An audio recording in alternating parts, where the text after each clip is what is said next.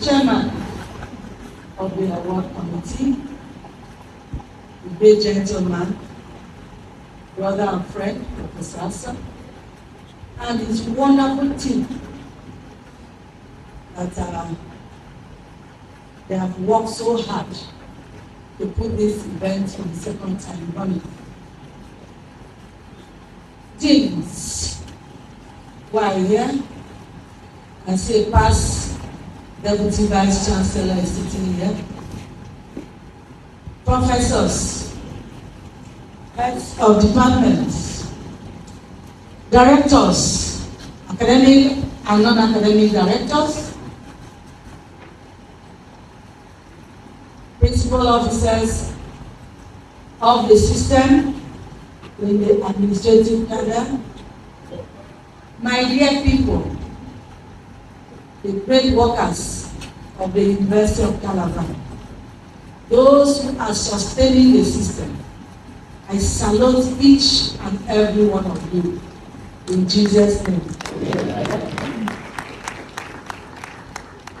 Today, we are gathered here for the second time for the Meritorious Service Award of our dear University of Calabar. When the MC was speaking, he said something about my vision for the system.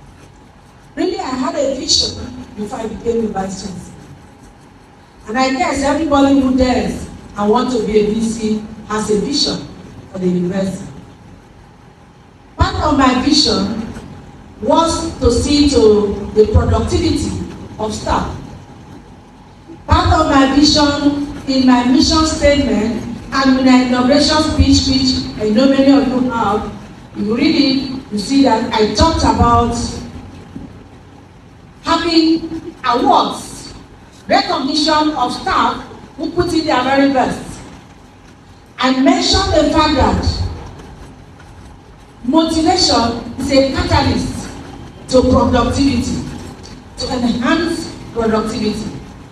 And as a psychologist, I do know the importance of motivation, both intrinsic and extrinsic motivation. But this time around, we are talking about extrinsic motivation. And coming from the administration of the university, Meritorious Service Award is known worldwide, especially in the military circle. They use it to honor those who have served the system meritoriously. It is actually a way of recognizing people, individuals, who have given in their very best to the service of the system. Sometimes that very best is monitored over time. And I think the committee equally had monitored the performance of the beneficiaries of today's award.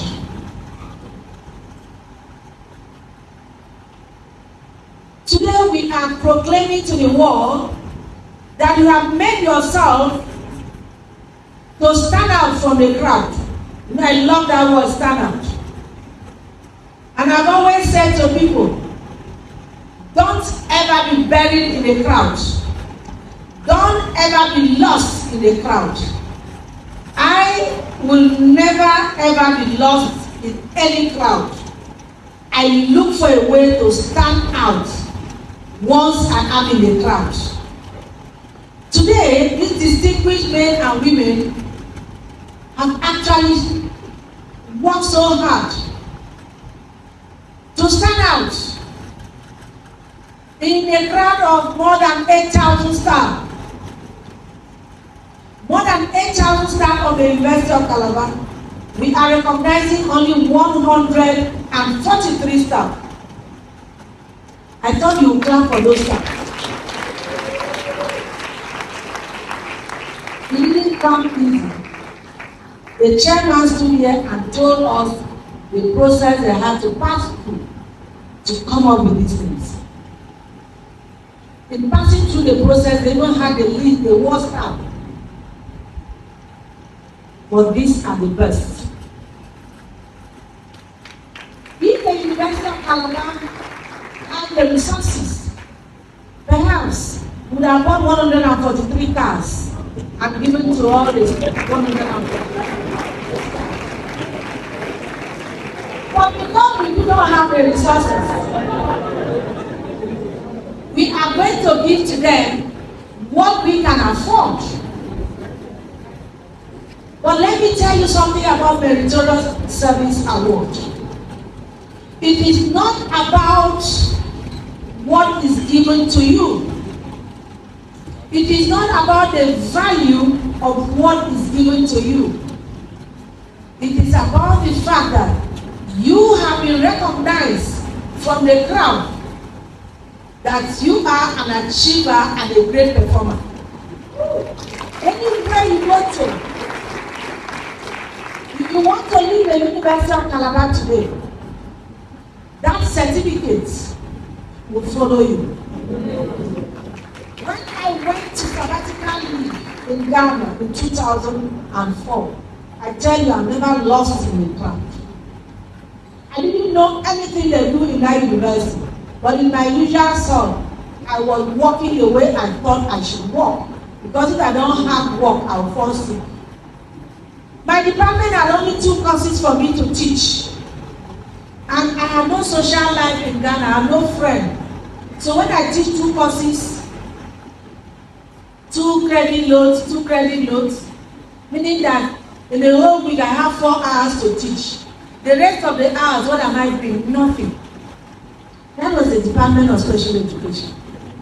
I had to go to the Department of Psychology and ask them that I'm a psychologist. I did psychology of education. My PhD level. Can you give me more courses to help me teach? And they did not have lecturers. The department gave me 3 courses. I was happy. So I had 5 courses to teach. I didn't even remember that I was supposed to write for part-time. To me, I was just working to engage myself and be busy. And I taught these students, without knowing somewhere, people were watching me. People were taking notes of my work. I'm talking about 2004. By the time I rounded up in 2005, and I was to leave, my dean, Professor Grace Galabi, sent for me. She called me Obi Banku. Obi Banku was needed by the Vice Chancellor. I was like, when I'm leaving, what would the Vice Chancellor be needing me now? I hope nothing. No student has reported me, nothing has happened. And I happily went. In my mind, I was going to use that opportunity to also appreciate the Vice Chancellor for the opportunity they gave me to serve. And as I got in there, I saw the Vice Chancellor, I saw the Pro Vice Chancellor, that is DVC, I saw the Pro Vice Chancellor, I saw a white lady, I saw my head of department, and my dean was seated. And my heart skipped a little, because I didn't know why the principal officers, my dean, head of department, were all sitting.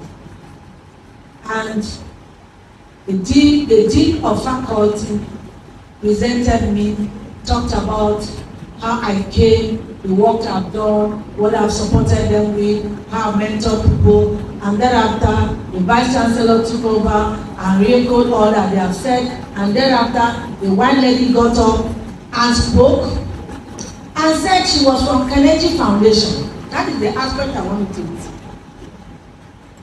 That she was from Carnegie Foundation, and that Carnegie Foundation has an award for the most impactful female lecturer of that school. I never heard of it. Of course, I wasn't their normal staff, permanent staff, so nobody would tell me that. I have never heard of that. And at the end of the day, she got up and gave me $10,000 as the gift, as the award I have. Thereafter, I got a letter. If any one of you want to see my letter, please come to my house. I'll show you the letter, meritorious letter that was written, signed by the dean and my head of department. And then they gave me, and I was like, what the hell? How did they know about this? That I was teaching somewhere else, I was helping students, I was mentoring people, I was going to talk to the female students, I was trying to, you know, one thing about that university is that they didn't have female PhDs. In fact, we were only 2 female PhD holders. Myself and the head of department of home economics, who got a PhD from Isuka. They had even very few PhD holders. And even then, the Vice Chancellor wasn't, no, they had very few professors who had PhD, but they had many professors. Not even the Vice Chancellor was a professor, So the few people who had PhD were like, pick up. And then I had PhD, and you know here, PhD is just regular for us now. It means nothing. But the fact that somebody with PhD carried herself in such a manner that they recognized. As you work here in this system, people are watching you. People are watching you. You may not get commendation, you may not get condemnation, but people are watching you. One day, somebody, somewhere, may ask somebody's opinion about you. What opinion will be given of you? It's very important. What opinion will be given of you as a staff of the University of Calabar? What will people say about you? Do you make time to think about it? Sometimes when I dressed up, I said, you try to think you are smart by not coming to work, by coming to work, signing attendance and leaving. Whom are you deceiving? Yourself, of course. You are not working for Florence Obi, never. You are not working for any one of us. You are working for yourself and your God. Because it is a system that gives you food. And God has said that He will not work. So you are working for yourself and your God. So if you don't work and you are earning salary and you think you are being smart, it is between you and God. Nobody else. And that is why I thought it wise that for those who make time, especially additional time to work, many of us are working and are looking at our watch. 4 o'clock is 4. Nothing else keeps you back. Fair and good. 4 o'clock is the official time. Bye-bye. There are others that you think are foolish people who have no closing time, who have no time they come to work. They work even from their homes. They are the ones we choose to recognize. And it is on that note that I want to tell my chairman of this Meritorious Service Award and his team member that the criteria they have put are perfect, that people associated with them should not benefit. But the fact that somebody is associated with you, the person still has a life. The person is still putting in the very best. He never said because Professor Joseph Aswell is a big man in the university, I will not work hard.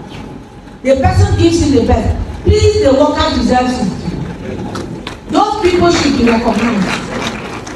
We can't continue to put down people who are good because they have a relationship with you. When you get that story, even before you made that appeal, I was shaking my head. I said, no, I will say I will overrule in that. Please let us people be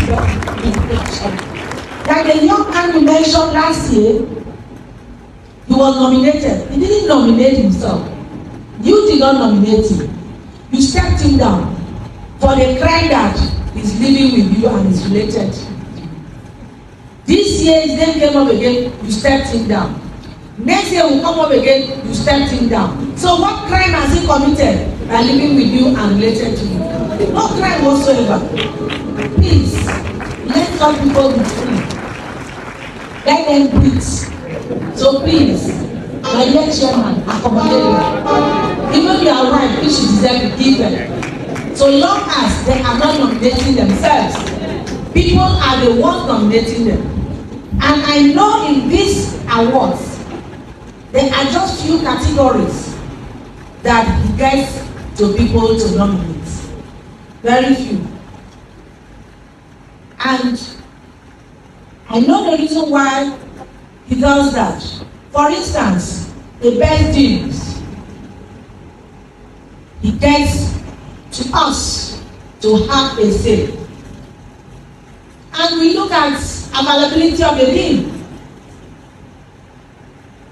Not just in the department, even to Senate, to AMPC, to every other work that we do. What is the availability of that dean? We equally look at the readiness of the dean to accept responsibility.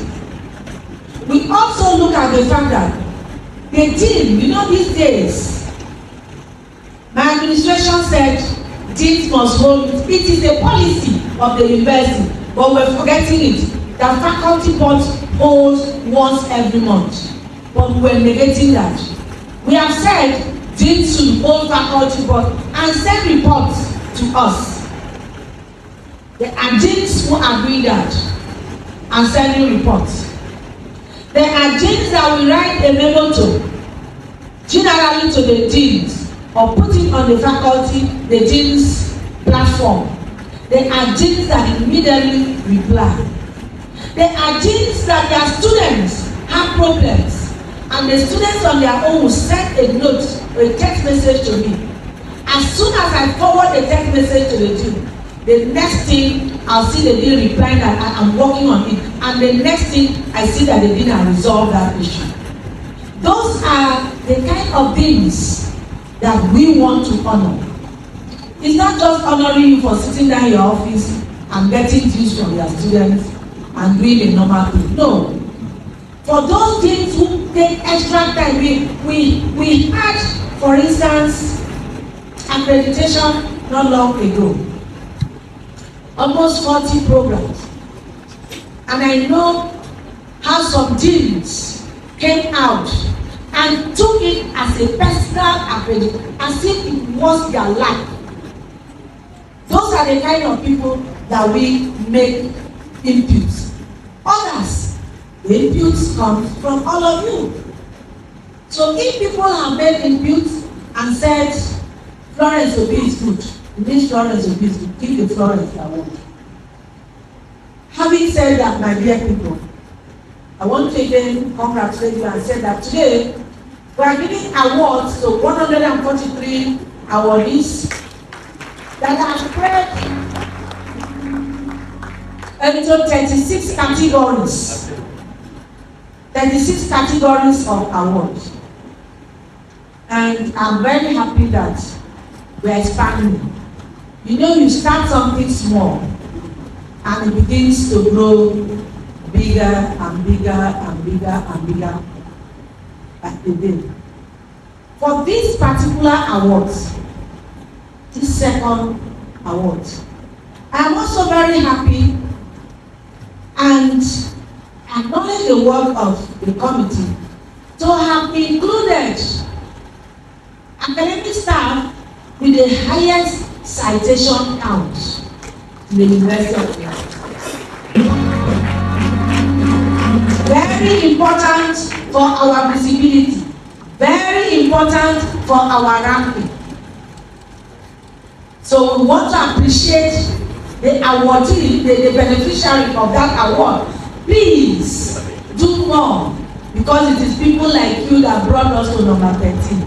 We have more people like you who move up to number 2, who move up to number 1. So we need more people like that.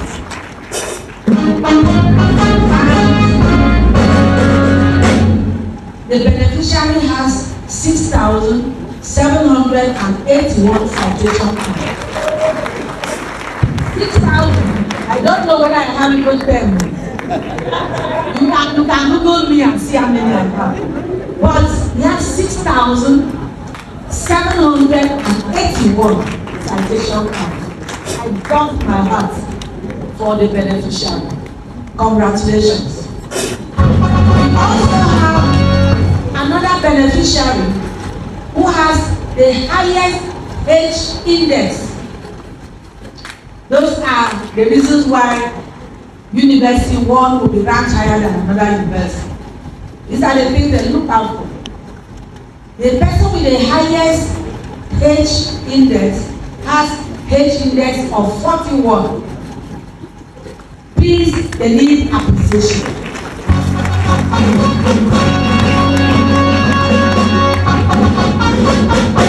And I think many of us will begin to work hard to see that we recognize you.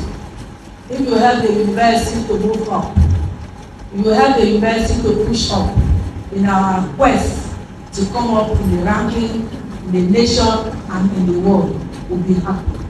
We also have in this award for a staff who has the highest number of patent rights inventor. 2. She has 2. But you think that 2 na small thing. All of us here no get. We have 5,500 and something, 581 professors in UNICAL. Just about 1 or 2 persons have patents. Very important. So we are very impressed by such efforts of that staff. I dug my heart again for these 3 outstanding, very outstanding academics that are making UNICAL proud.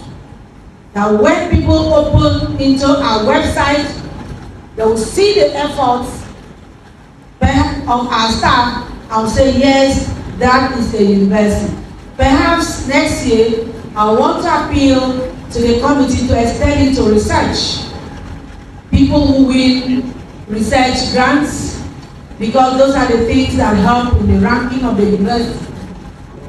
We can also include research grants, and then maybe those who win the highest amount of, it is their money they are using, sure, but the university benefits by the fact that those people work hard to attract research grants. I told Senate that we were invited to TED Fund end of the year awards like this, and they were awarding institutions with the highest number of these. Institution and my institution, I say nothing. I was there, we didn't get anything.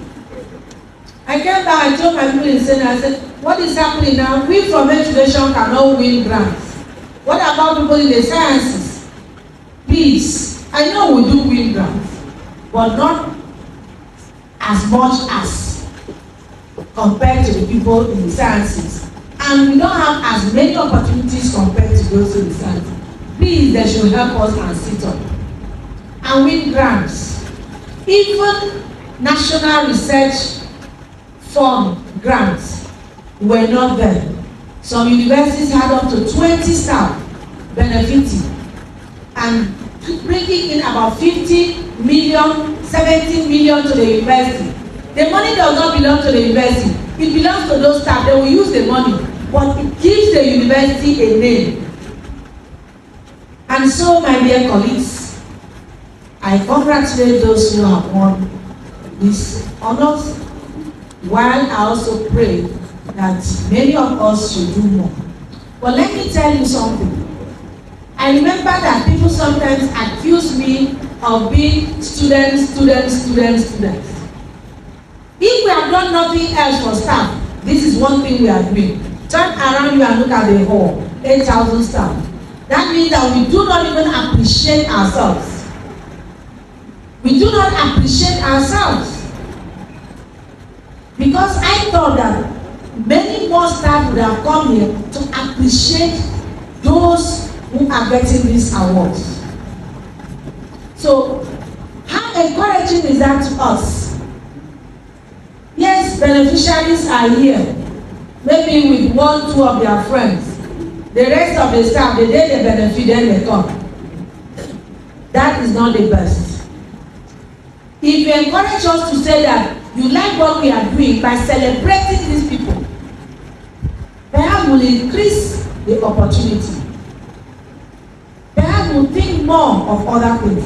But let me say, if you don't recognize yourself and don't celebrate yourself, you don't expect others to celebrate you. Let's learn to begin to celebrate ourselves and celebrate the little things that we are recognized for. Even if you are picked as the best sweeper in Cross River State, it's a great recognition. I remember during Donald Duke, he gave a state award there at that 11:11. If you go, that man's name is there. He's dry cleaner. Dry cleaner had a state award, which I have not gotten. Dry cleaner had a state award. The fact that his name is engraved there goes to tell the story of who that person is. And the governor will tell you the story. When he became governor of Cross River State, the flight is close to Lagos for dry cleaning. He used to send his clothes to Lagos for dry cleaning. But there was a dry cleaner, government house dry cleaner, who had worked and dry cleaned for military governors. And one day the dry cleaner was bold. Many of us would just be happy, thank God he's not using me, and go and sleep and be doing our thing. The dry cleaner was bold enough and walked to him. He said, Oga, me in a dry cleaner, as he say they carry clothes they send to Lagos. Those clothes when they wear, me I feel dry clean better than that. Me I don't dry clean for governors. I polish their shoes, khaki of army, na me they wash the dry clean. Why I don't fit dry clean their clothes? Give me your clothes better they wash. That is a dry cleaner, a man who wants to work. And His Excellency said, he looked at the man and said, okay, let's give him the clothes. And thereafter, the man won the best state award. For doing what?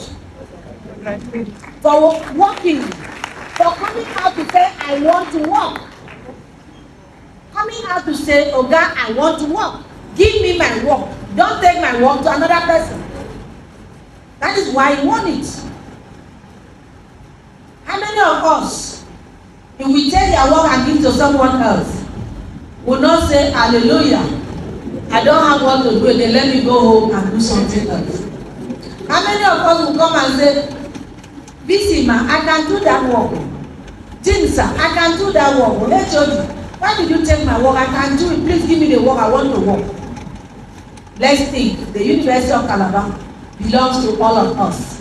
And only you and I can get the university to greater height. Thank you and congratulations to all.